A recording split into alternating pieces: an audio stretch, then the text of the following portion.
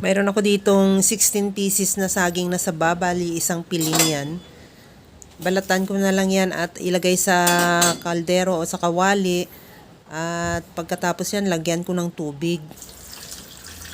Bali, 1 litrong tubig ang nilagay ko dyan at pakuluan ko hanggang sa maluto. Kaluto na ng saba, ilagay ko na rin yung asukal. Bali, 1/4 kilo lang na asukal ang nilagay ko dyan para hindi naman masyadong matamis. At dark brown talaga o yung negro na asukal ang nilagay ko para talagang makulay ang sabaw niya, yung pinaka-sauce niya. Pagkatapos niyan, since luto na rin yung ating saging, ilagay ko na rin yung sago na niluto ko rin.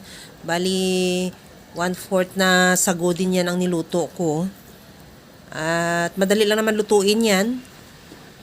Pakuluan mo lang yan hanggang sa maluto. Pagkatapos niyan, ihalo lang hanggang sa ma-mix yung sago natin sa ating syrup. Madali na lang yan maluto dahil antayin na lang natin yan na medyo maglapot yung pinaka-syrup natin. Kasi luto na rin yung saging at luto na rin yung sago.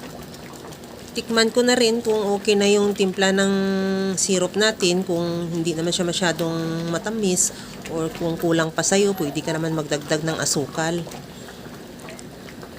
At kunting halo na lang, okay na yan, ready to serve na yan. Kaya mga kalasa, kung nagustuhan mo yung ating video, please like na lang at pakishare na rin sa inyong mga friends.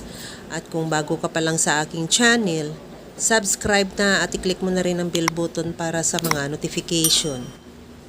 Okay na to, ilipat ko na lang yan sa ating serving plate at ready to serve na.